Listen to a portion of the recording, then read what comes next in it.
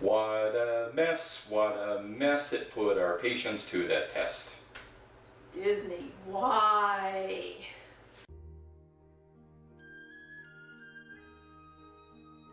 Okay, oh my god, where to start? First of all, Emma Watson. Oh my god, I swear the only reason Disney put her in this movie is because of her name recognition from Harry Potter. I didn't see all the Harry Potter movies. I don't really think she can act that well. She can't sing. And holy hell, like, look, I don't know if it's just me, but she's one of the coldest looking people ever. Like, Belle is supposed to be warm and friendly, and don't make me wrong, like, Emma, like, she's friendly, but she looks like an angry model half the time. And even when she smiles, she doesn't look genuine. She's smiling because the director, okay, smile more. That's what it feels like. Like, no, Emma Watson, Belle, no, you don't. Oh my god. The pacing. Like, this movie was like going at like 100 miles an hour. Like, what they were doing is like they took the main plot points, all the major events in the animated movie, and just strung them together. Like, just like you can tell I'm frustrated because I'm a huge fan of the original animated classic. It's as perfect as a movie can get. Like, there's very little to complain about it. But when you make changes to this and take away, like, when you take away as much as you add to it, I mean, sure, there's things that are explained, like, what happened to the mother. I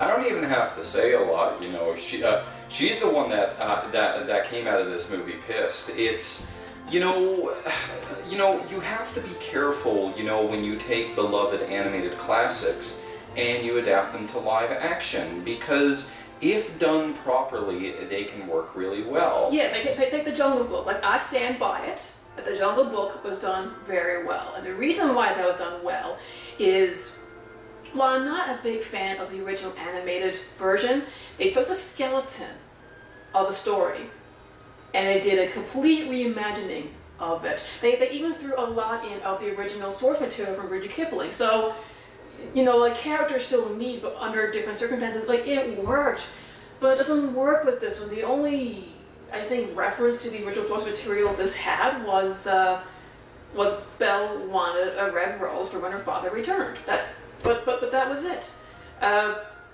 Gaston, I like Gaston. He was funny. Well, kind of. Like, whatever humor is in this movie.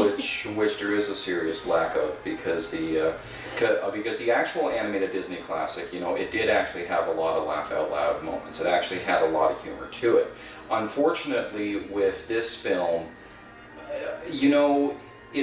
it goes back to the pacing, because this is kind of a lazy way of adapting an animated classic. You just take the key scenes and just say, well, we'll make it look exactly like this live action, and we'll do this scene exactly as it is in the film live action, and things along those lines. But, Disney animated films are supposed to have a lot of humor to them, and unfortunately this one didn't. But at least one of the shining lights with regards to this film is that the actor that they did get to portray Gaston in any of the songs that focused on Gaston, and even the character of LeFou. I love LeFou. They cast those characters perfectly, because you knew that actor was Gaston. He embodied Gaston. He looks like him, he sings like him. Like, the actor is a decent singer, like, very boisterous voice to him when he sings his signature, the Gaston song. Yeah. I love that. We already talked about the horrible pacing. But see, one great thing with the original animated version is it had the mystery of how long did it take for Beauty, for Belle and the Beast to fall in love with each other. In the original animated version, it started off at the very end of fall, and then it turned to winter, but it was winter everywhere. In the live action, it's winter only around the castle, and it's summer everywhere else, which to me was stupid. Because in this version, Belle and the Beast fall in love in like a couple of days, a week, maybe. But see, in the original one, you couldn't tell. Because it was, it could have been a few weeks, it could have even been a month, right? Like, winter is a long season. So it had that mystery to it. And it gave the characters a lot of time. But no, there was no time for them to really fall in love with each other. And the look, okay, I will say as a whole, the movie does look nice. I mean, the castle, like you said, was tiny. The castle in itself, with regards to the aesthetic, the kind of French aesthetic, like the clothing, the costume design, that all looked beautiful. But, but the problem is that when you see wide panoramic shots of the castle, it looked huge. Oh yeah. But any of the scenes that took place inside looked small, tiny. Like the whole scene with the famous song "Be My Guest," that dining area looked incredibly small. Even the iconic ballroom scene, that seemed so small because in the animated feature, it was like such a grand, huge area, and in this, it kind of looked like you just took a couple of living rooms and just kind of put them together, with a couple of chandeliers, and that's pretty much it. I know it's a minor gripe, and I know. You shouldn't try to compare too much between the live-action adaptation and the actual animated classic, but unfortunately it was a film that had too much to live up to, because Beauty and the Beast was, I don't know if it was the only, or it was definitely one of the few Disney animated features that actually got nominated for Best Film before the Oscars came out with the Best Animated Feature category. Well, see, let me to me that is a huge gripe. To me, that's a big problem, and I'm going to tell you why. The ballroom scene is probably the pivotal moment of the movie. This is the scene that cements that their feelings for each other is coming out in full bloom. They haven't told each other, but they don't really need to. It's a spectacle. And with the music, when you think of Beauty and the Beast, that's what you think of. You think of the large ballroom, you think of them dancing. It's a beautiful scene. But the live action version almost cheapens it. It's a tiny room, the music is okay, but it's not made into such a big deal. The dress is pretty, but as an experience, it felt downplayed to me and almost in a way insulting, because this is the message of the movie. It doesn't, beauty is from within. It doesn't matter what you look like, and these two characters come together, and it doesn't seem like it means anything at all. That was a huge flaw in this movie. It looks okay, but that scene was a massive fail, and I cannot believe the director did not put more effort and more emphasis on that scene. Another problem I have with the characters, with the objects, Cogsworth, Lumiere, all of them. Yeah, all the characters. Okay. Voice-wise, it does sound like them. The design, back to the Emma Watson thing, so cold looking. The difference, I know you can't make a comparison like the animated and live action, because in the live action you gotta make them realistic looking, but they don't have any charm, and it's so jarring. The best way to describe it is, say you walk into school through a field of flowers. It's colorful, it smells nice, you just enjoy each time. Now, go back to that, you walk to school, but this time you walk through trees made of steel, cold hard steel. It's just very lifeless. Very lifeless. It's jarring. I mean, you do get used to it over time, but man, when you see those characters for the first time, you're just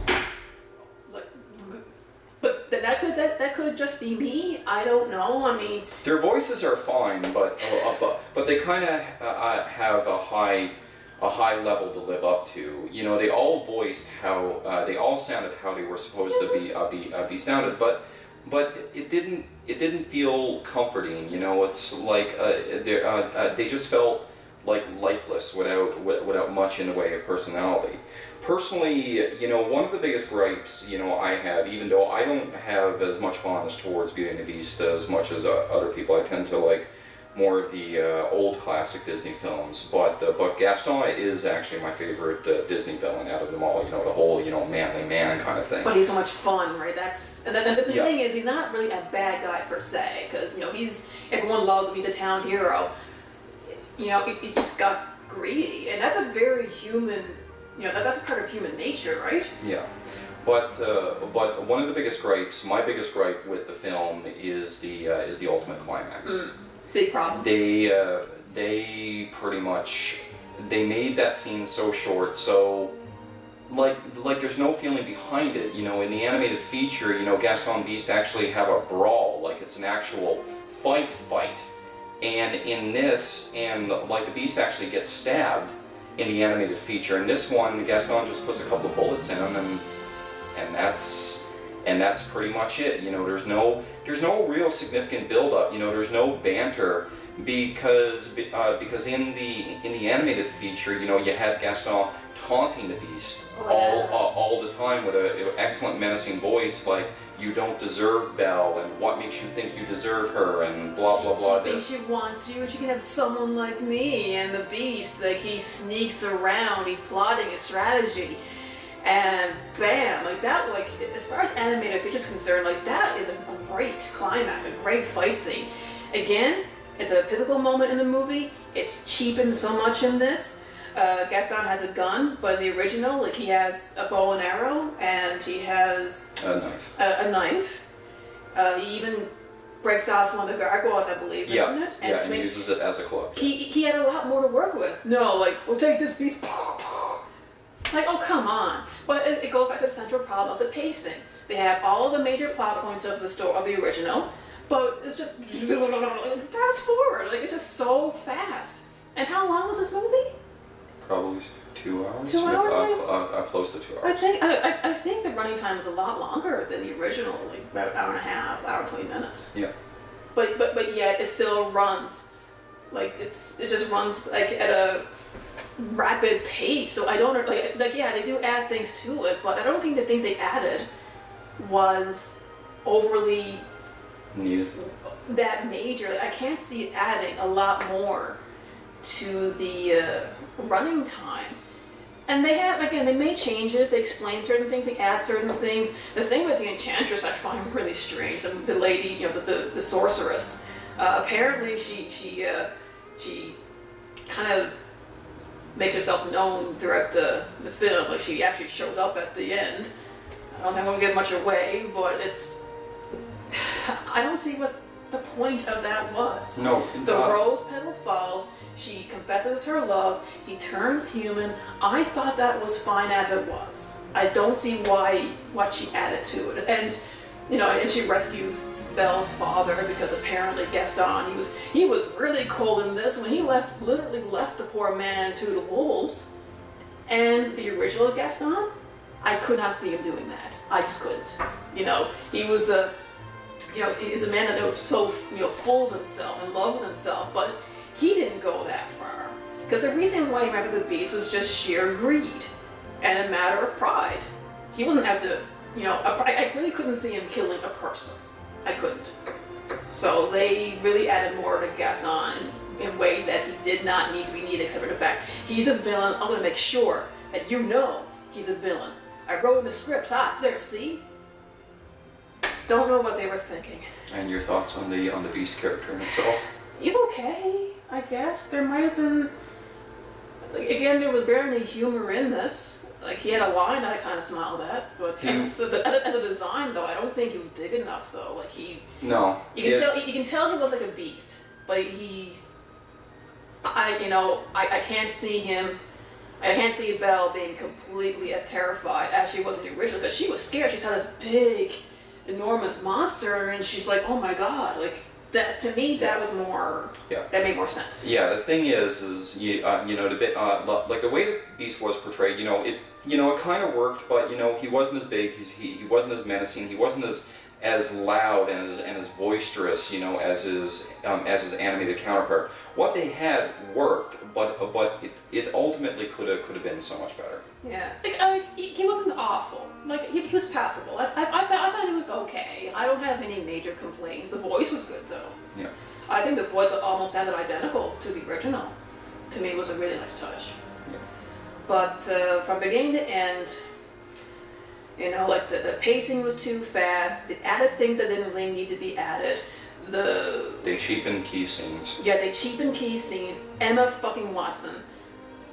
Blah, no. And some of the character designs was just too jarring at first, but over time you kind of get used to them. And they took a movie that was in its own rights practically perfect, and they did things to it that didn't really need to happen. Actually, the movie itself didn't need to happen.